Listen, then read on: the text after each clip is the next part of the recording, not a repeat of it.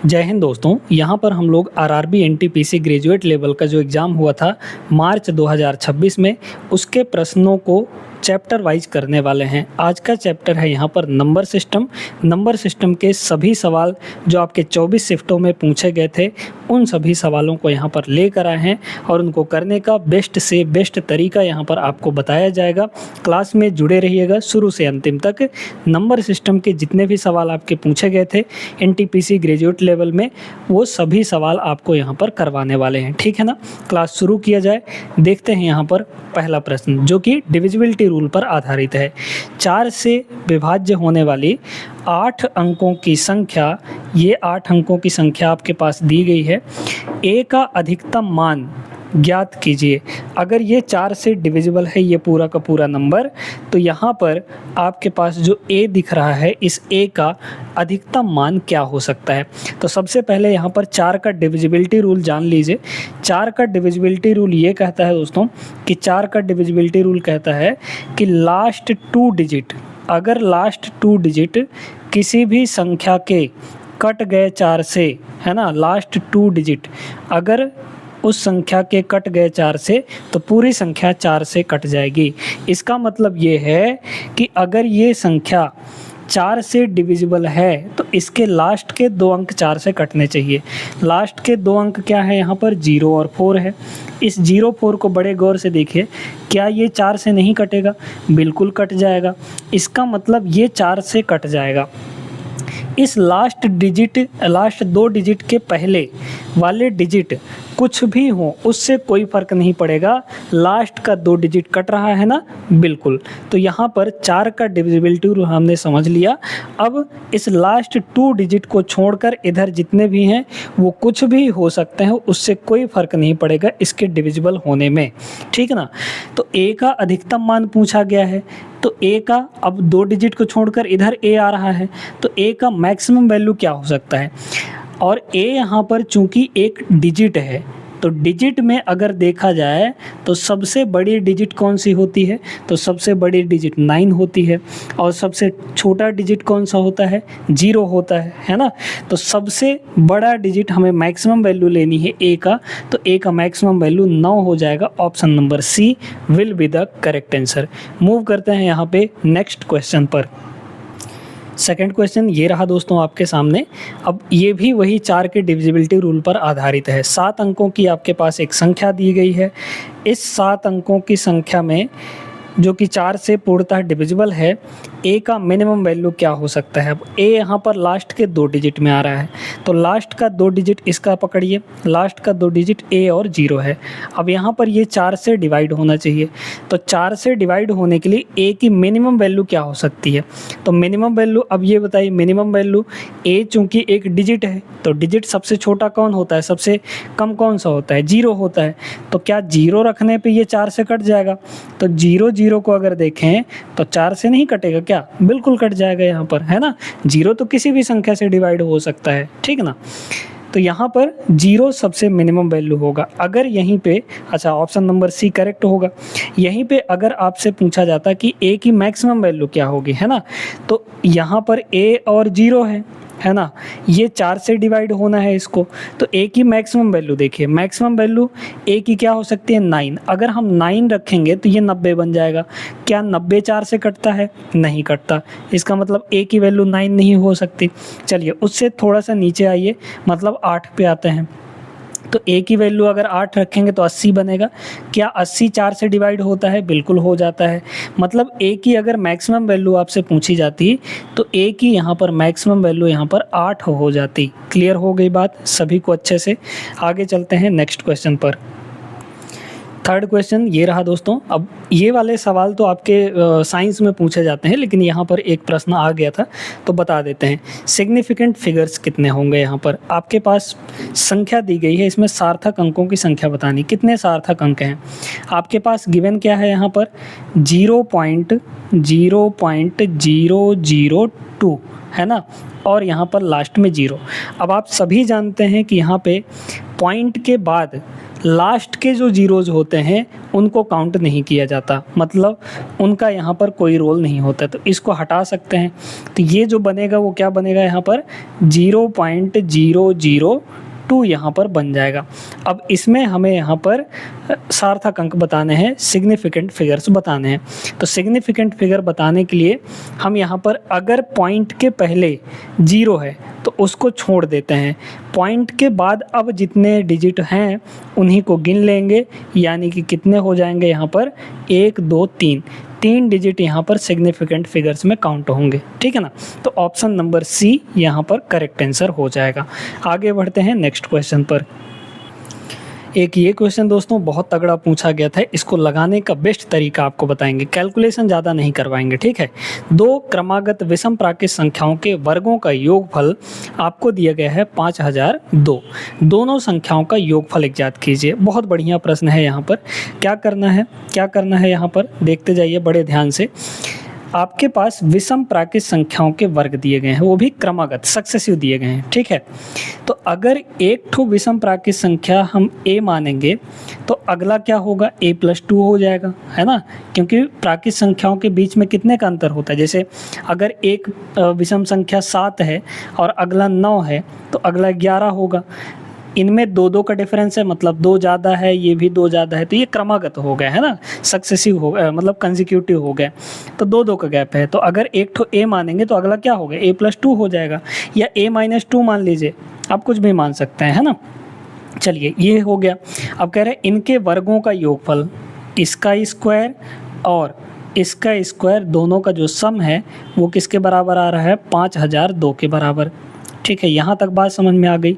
अब बहुत लोग क्या करेंगे कि इसको ओपन करेंगे, है ना, ये जो गिवन है आपको इसका स्क्वायर कर लेंगे, a+b का होल स्क्वायर वाला फार्मूला लगा के, लेकिन आपको ऐसा नहीं करना है। थोड़ा सा दिमाग लगा के सोचिए। यहाँ पर मान लीजिए कि यहाँ पर दोनों संख्याएं बराबर हैं, ठीक है, दोनों सेम संख्या हैं, ज़्यादा का गैप है नहीं, 2 का गैप है, तो हम मान लेते हैं कि दोनों सेम संख्या है, बीच वाली कोई संख्या है, ठीक है। तो दोनों अगर सेम संख्या है तो ये भी a मान लीजिए, इसको भी a मान लीजिए, तो a² + a² कितना हो जाएगा, यहाँ पर 2a² हो जाएगा कि नहीं, बिल्कुल हो जाएगा। 2a² की वैल्यू यहाँ पर कितनी हो गई अपने पास, 5002। तो a² की वैल्यू कितनी हो जाएगी, a² की वैल्यू इसका आधा कर लेंगे, डिवाइड बाई 2, तो 5002 का आधा कितना आएगा, 2501 आ जाएगा, है ना, 2501 आ जाएगा। अब यहाँ पर a की वैल्यू निकालिए, अप्रॉक्सीमेट आएगी, है ना, a की वैल्यू कितनी आ जाएगी यहाँ पर 2501। तो ये बताइए 2500 50 का स्क्वायर 2500 होता है, मतलब ये 50 के स्क्वायर से थोड़ा सा ज़्यादा होगा, मतलब 50 पॉइंट समथिंग होगा, है ना, 50 पॉइंट समथिंग होगा। अब यहाँ पर जो हमारे दोनों नंबर निकल कर आएंगे, इस 50 से एक आगे वाला कौन, 51, है ना, आगे वाला कौन, 51। इस 50 से एक पीछे वाला, तो एक पीछे करिए यहाँ पे, यानी कि 49। बस यही दोनों नंबर आपके आ गए, मिल गए आपके दोनों नंबर। इन दोनों का स्क्वायर करके आप ऐड करेंगे तो आपको 5002 के बराबर मिल जाएगा, ठीक है ना। क्योंकि अब यहाँ पर ये दोनों विषम भी हो गए, विषम यानी यहाँ पर ये दोनों के दोनों ऑड हो गए, क्लियर। तो अब यहाँ पर 49 और 51 इन्हीं दोनों का सम पूछा गया था, इन्हीं दोनों का सम कर लीजिए, कितना आ जाएगा, यहाँ पर 100 के बराबर आ जाएगा, ठीक है ना। तो 100 will be the right answer, option number B होगा। ये सबसे बेस्ट तरीका है। इस टाइप के कई सारे सवाल आपके बहुत सारे शिफ्टों में पूछे गए थे, एक सवाल हमने यहाँ पर उठाया है। आगे चलिए नेक्स्ट क्वेश्चन पर। नेक्स्ट क्वेश्चन यहाँ पर देखा जाए, अब ये जो टाइप है ये आपके रेलवे के हर एक एग्जाम में एक आध 2 क्वेश्चन जरूर देखने को मिलते हैं। रेलवे ही नहीं, एसएससी में भी ऐसे प्रश्न देखने को मिलते हैं। क्या करना होता है, यहाँ पे आपको एक रेकरिंग डेसिमल दे दिया जाता है, उस रेकरिंग डेसिमल को फ्रैक्शन के फॉर्म में बदलना होता है ना। तो इसको बदलने का सबसे बेहतरीन ट्रिक आपको बताने जा रहे हैं। आपको कोई कैलकुलेशन वगैरह नहीं लगाना है, बेसिक तरीका नहीं लगाना है, आपको ट्रिक का यूज़ करना है। 1-2 लाइन में आपका उत्तर आ जाएगा। कैसे, यहाँ पर देखिए, तो आपको दिया गया है कि 22, है ना, 22 दिया गया है यहाँ पर, फिर पॉइंट के बाद अब देखिए कि कितने डिजिट रिपीट हो रहे हैं, है ना। रिपीटिंग डिजिट्स को हमें यहाँ पर देखना है। तो 1 2 फिर 1 2 फिर 1 2, इस तरीके से 1 2 1 2 1 2 रिपीट हो रहा है, वो भी इनफाइनाइट तक, है ना। तो अगर 1 2 1 2 रिपीट हो रहा है तो इसको ऐसे लिखा जा सकता है 1 2 और इसके ऊपर बार लगा सकते हैं। क्लियर हो गई बात। तो पहले बार के फॉर्म में उसको कन्वर्ट कर लेना है, लिख लेना है, ताकि हमें आसानी हो लगाने में। अब क्या करना है, नेक्स्ट स्टेप, अगला स्टेप दोस्तों यहाँ पर आपको करना है कि सब कुछ हटा के लिख लीजिए। बार और डेसिमल मतलब पॉइंट सब कुछ हटा के जो नंबर दिया गया है एज इट इज़ लिख लीजिए। तो 2 2 1 2, है ना, इस तरीके से हो गया। अब इसमें से घटाना क्या है, हमें घटाना उसको है जिस पे बार नहीं लगा होगा, चाहे वो डेसिमल के पहले हो चाहे डेसिमल के बाद हो। जिन डिजिट्स पे बार नहीं लगा है उन डिजिट्स को घटा लीजिए। मतलब 2 और 2 पे बार नहीं लगा है, इसलिए 2 2 यहाँ पर लिख के और माइनस कर लेंगे, ठीक है ना। अब डिनोमिनेटर की बात आती है, तो डिनोमिनेटर के लिए सिर्फ आपको डेसिमल के बाद देखना है। डेसिमल के पहले कोई मतलब नहीं है अगर डिनोमिनेटर का चीज़ लिख रहे हैं तो। डेसिमल के बाद देखिए, डेसिमल के बाद जितने डिजिट पर बार उतने 9, जितने पे बार नहीं उतने 0। 2 डिजिट पे बार है इसलिए 2 ठो यहाँ पर 9 हो जाएगा। क्या कोई ऐसा अंक है जिस पे बार ना लगा हो डेसिमल के बाद? तो ऐसा कोई भी अंक नहीं है, तो उसके लिए फिर 0 नहीं लगाएंगे, ठीक है। तो बस अब इसे घटा लेंगे हम लोग। देखिए अगर देखा जाए यहाँ पर तो 2212 में से 2200 अगर घटाएंगे तो यहाँ पर अगर देखा जाए तो 12 अगर घटा देंगे तो 2200 पे पहुँच जाएंगे। फिर 10 और घटा लीजिए, मतलब कि 2190 हो जाएगा। 2190 और डिवाइड बाय यहाँ पर 99 हो गया। इसे 3 से डिवाइड मार दीजिए, तो 3 सत्ते 21 और 3 तियाँ 9 और 0, और 3 से इसको डिवाइड करेंगे 3 तियाँ 9 3 तियाँ 9, मतलब 730/33 इज़ द करेक्ट आंसर, मतलब ऑप्शन नंबर सी होगा। ठीक है, समझ में आ गया होगा। एक और करके बता देते हैं, एक और एग्जाम्पल यहाँ पर ले लेते हैं ताकि आपको और क्लैरिटी आ जाए। कैसे, देखिएगा, अगर आपके पास लिखा गया है यहाँ पे 2.015 है ना, और इस 15 पे आपको बार लगा के दिया गया है, ठीक ना, इस तरीके से आपको लिखा गया है। क्या करेंगे, सबसे पहले सब कुछ हटा के लिख लीजिए। सब कुछ हटा के लिखेंगे 2015 बनेगा, माइनस, अब यहाँ पे जिस पे बार नहीं लगा है उसको लिख लीजिए। 20 पे बार नहीं लगा है इसलिए 20 को लिख लेंगे, चाहे पॉइंट के बाद हो चाहे पॉइंट के पहले हो, है ना, लिख लिए। फिर अब क्या करना है, डेसिमल के बाद देखना है। 2 अंक पे बार है इसलिए 2 ठो 9 और 1 ठो इस 0 पे बार नहीं है, इसके लिए हम 0 लगा देंगे, ठीक ना। बस इसी को कैलकुलेट कर लेंगे, आपका आंसर आके निकल कर आ जाएगा, है ना। जो भी आएगा वो आप लोग कैलकुलेट कर लीजिएगा। उम्मीद करते हैं कि ये ट्रिक आपको समझ में आ गया होगा। यहाँ पर इसको हम हटा देते हैं, ठीक ना, बाकी ये इसका सोल्यूशन रहा। आगे चलिए नेक्स्ट क्वेश्चन पर। देखिए दोस्तों, ये वाले सवाल भी बहुत ज़्यादा पूछे गए थे, है ना। इनमें से 1-2 ठो लिया गया है, बाकी के छोड़ दिए गए हैं, क्योंकि आप 1-2 ठो समझ लेंगे तो सारे सवाल बन जाएंगे, है ना। यदि संख्या, ये संख्या आपको दी गई है, इसमें से प्रत्येक विषम अंक यानी कि ऑड डिजिट में 1 जोड़ा जाता है, ठीक, और इवन डिजिट में 2 घटा दिया जाए, तो इस प्रकार बनी संख्या में कितने अंक 1 से अधिक बार आएंगे, है ना, कितने अंक 1 से अधिक बार आएंगे। चलिए करते हैं, यहाँ पे देखते जाइए। हमें इवन में 2 घटाना है, 8 है, 8 में 2 घटाइए, 8 चूँकि इवन है तो 8 में 2 घटाएंगे यानी कितना आ जाएगा, 8 में अगर 2 घटाएंगे तो 8 में 2 घटाइए, यहाँ पर 6 बनेगा, ठीक। फिर इसके बाद 2 है, ये भी इवन है, तो 2 में 2 घटाइए, ये 0 बनेगा। फिर 6, ये भी इवन है, तो 6 में 2 घटाइए, 4 बनेगा। फिर यहाँ पे 3 है, ऑड है, 1 जोड़ लीजिए, तो 3 में 1 जोड़ेंगे, 4 बन जाएगा, है ना। फिर यहाँ पर 4 है, मतलब इवन है, इवन में 2 घटाएंगे, मतलब 4 में 2 घटाएंगे तो 2 बनेगा। यहाँ 5 है, 1 जोड़ेंगे तो 6 बन जाएगा। यहाँ 1 है, 1 जोड़ेंगे तो 2 बन जाएगा। अब कितने डिजिट रिपीट हो रहे हैं, मतलब 1 से ज़्यादा बार हैं, है ना, तो 6 1 से ज़्यादा बार है, 4 भी 1 से ज़्यादा बार है, 2 भी यहाँ पर 1 से ज़्यादा बार है, मतलब कि 6 4 और 2, ये तीनों 2 से मतलब 1 से ज़्यादा बार है, 1 से अधिक बार है, तो 3 डिजिट यहाँ पर 1 से अधिक बार है, मतलब option number first will be the correct answer. ठीक है, इसी टाइप से बहुत सारे सवाल आपके देखने को मिलेंगे। आइए इस क्वेश्चन को देखते हैं। अब ये 3 से डिविजिबिलिटी रूल पर आधारित है ना। क्या बोला गया है कि आपके पास एक संख्या है 7 डिजिट का, ठीक है, ये 7 डिजिट की संख्या 3 से डिविजिबल है, और 3 से अगर डिविजिबल है तो ए का मिनिमम वैल्यू बताना है, ए यहाँ पर है ये वाला, है ना। तो सबसे पहले 3 का डिविजिबिलिटी रूल जान लीजिए।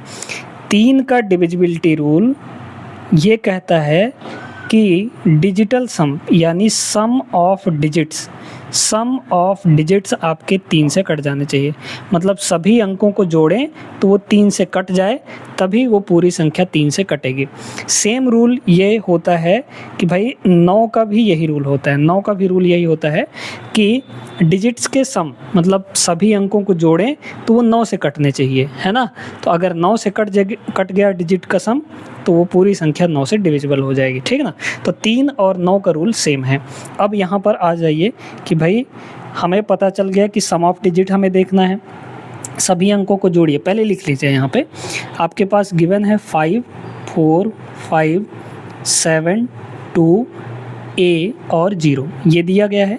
अब इसमें जितने अंक मिलाकर 9 हो जा रहे हैं उनको हटा दीजिए, क्योंकि 9 कट जाएगा, है ना। और या फिर 3 का डिविजिबल मतलब 3 से कटने वाला कोई अंक है तो उसको भी हटा दीजिए, क्योंकि वो तो 3 से डिवाइड ही हो जाएगा। अब जैसे यहाँ पर अगर देखा जाए तो 5 और 4 मिलाकर 9 हो जाता है, और 9 3 से कट जाते हैं, तो इनको पहले ही हटा लीजिए, ठीक है। इसी तरीके से 7 और 2 मिलाकर 9 होगा, 9 भी 3 से कट जाता है, ठीक है। अब बचे कौन कौन से, 5 A और 0 बचा है। 0 का तो कोई मतलब नहीं है, 0 किसी में भी जोड़िए उससे कोई फ़र्क पड़ेगा नहीं। तो 5 और A बचा है, तो 5 प्लस A, है ना।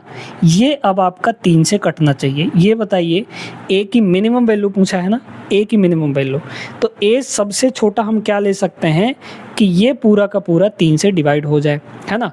तो अगर हम 0 रखेंगे तो 5 प्लस 0 5 होगा, 5 3 से नहीं कटेगा। अगर हम A की वैल्यू 1 ले लें तो 1 प्लस 5 6 होगा, और 6 3 से कट जाएगा। मतलब A की मिनिमम वैल्यू हमें क्या लेनी पड़ेगी, 1 लेनी पड़ेगी, तब जाके ये पूरी संख्या 3 से डिवाइड होगी। ऑप्शन नंबर बी इसका करेक्ट आंसर होगा। आगे चलिए नेक्स्ट पे चलते हैं, 6 के डिविजिबिलिटी रूल वाला सवाल देखते हैं। क्वेश्चन नंबर 8 देखिएगा। एक 7 अंकों की संख्या दी गई है, ये संख्या 6 से पूर्णतः विभाज्य है, तो A का मिनिमम वैल्यू क्या होगा।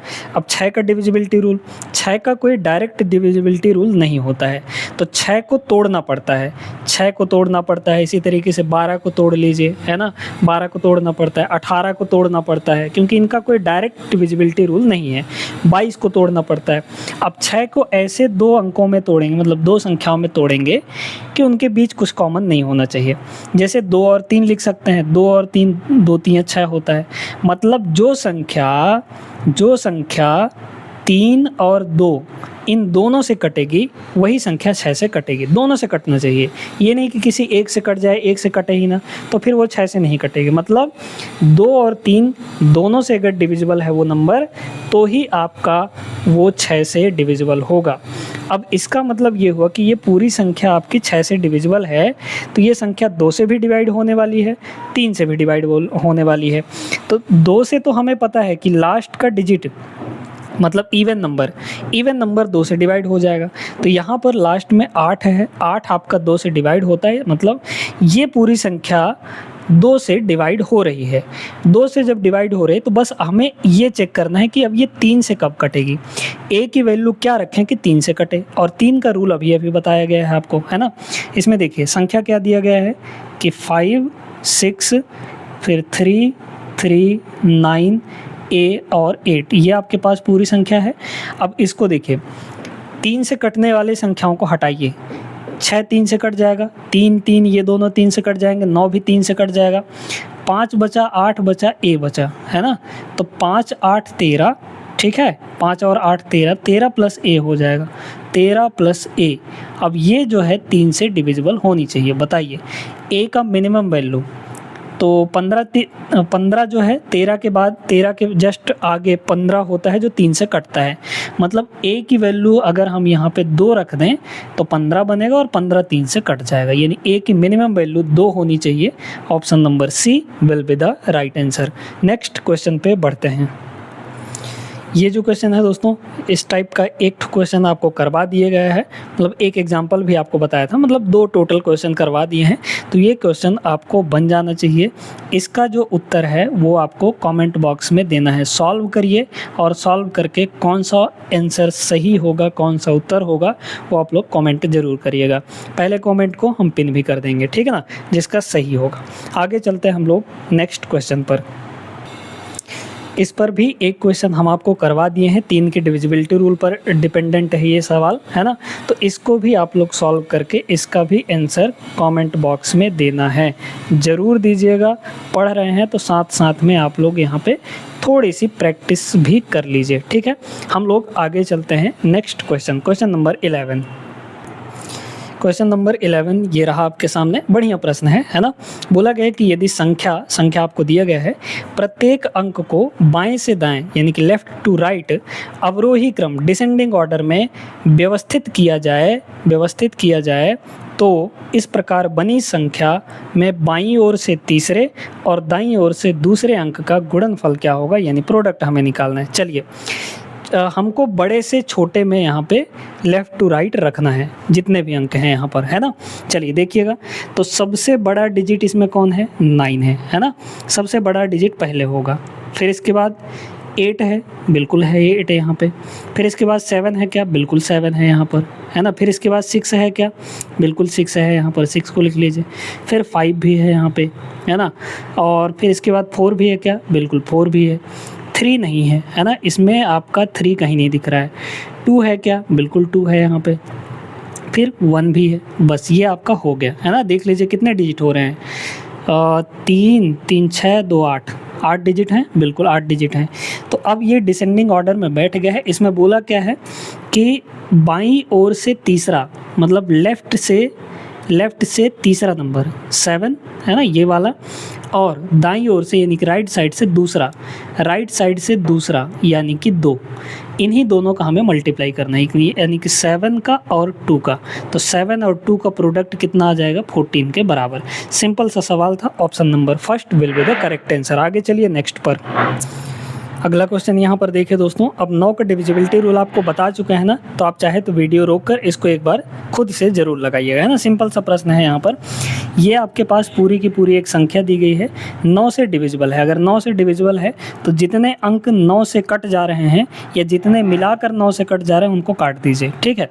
जैसे इसमें अगर पहले संख्या को लिख लिया जाए तो आपके पास 4 है, 9 है, फिर यहाँ पर 3 है, a है, 9 है, 1 3 2। अब यहाँ पर ये संख्या है, इसमें जितने अंक मिलाकर 9 से कट जाने वाले हैं उनको हटा लीजिए। जैसे ये 9 अकेला कटेगा, ये भी 9 से कट जाएगा, है ना। फिर यहाँ पर देखिए 4 3 7 2 9, है ना। 4 3 7 2 9, ये सब 9 से कट गया। बचा क्या क्या है, 3 बचा है, a बचा है, 1 बचा है, सबको जोड़िए, है ना।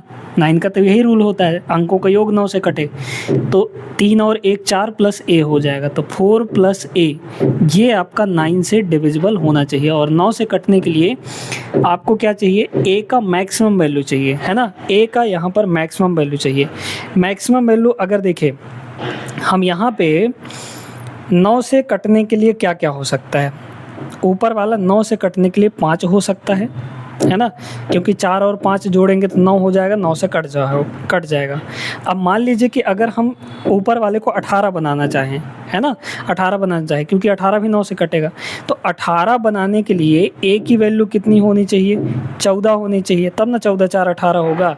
लेकिन a की वैल्यू 14 हो नहीं सकती, ये एक नंबर है, चूँकि a जो है एक डिजिट है तो सिंगल डिजिट होगा, है ना। तो a की जो मैक्सिमम है, मिनिमम है, जो कुछ भी कहिए, वो वैल्यू 5 ही है। 5 इसका करेक्ट आंसर होगा, ऑप्शन नंबर फर्स्ट, ठीक है ना। समझ गए होंगे। आगे चलिए, इस सवाल को देखिएगा, ये एक बढ़िया सवाल है। 2 क्रमागत प्राकृत संख्याओं का गुणनफल 380 दिया गया है। दोनों संख्याओं में से बड़ी संख्या कौन सी है? दो क्रमागत प्राकृत संख्या है, दो क्रमागत कंसेक्यूटिव नेचुरल नंबर्स हमें चाहिए। कंसेक्यूटिव नेचुरल नंबर्स अगर हैं तो एक होगा a और अगला होगा a+1, मतलब एक ज़्यादा होगा। कंसेक्यूटिव चाहिए, इन्हीं दोनों का प्रोडक्ट हमें कितना दिया गया है? 380 दिया गया है ना। अब इसे ये नहीं कि a से मल्टीप्लाई करके आप एक क्वाड्रेटिक इक्वेशन बनाएं और उसको सॉल्व करें, ऐसा नहीं करना है आपको।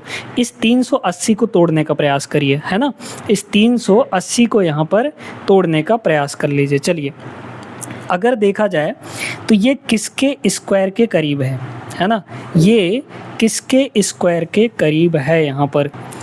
तो आप सभी जानते हैं कि यहाँ पर 20 का स्क्वायर 400 होता है, ज़्यादा चले गए। 19 का स्क्वायर 361 होता है। मतलब यहाँ पर अब 19 × 19 करेंगे तो 361 आएगा। इसी 19 और 19 के आसपास के नंबर्स देखिए जो हमें 380 दे दें और एकदम अगल बगल वाले होने चाहिए, है ना। तो एक बात बताइए कि एक ठो को अगर 19 लिए हैं तो अगला हम 20 ले लेते हैं, है ना, क्योंकि हमें यहाँ पर कंसेक्यूटिव चाहिए। 19 और 20 का मल्टीप्लाई देखिए क्या आ रहा है यहाँ पर? 380 बिल्कुल आ जा रहा है हमारे पास यहाँ पे, है ना। तो एक नंबर होगा 19, अगला नंबर होगा 20। क्या चाहिए इसमें? बड़ी संख्या, दोनों में से बड़ी संख्या। तो बड़ी संख्या कौन सी है यहाँ पर?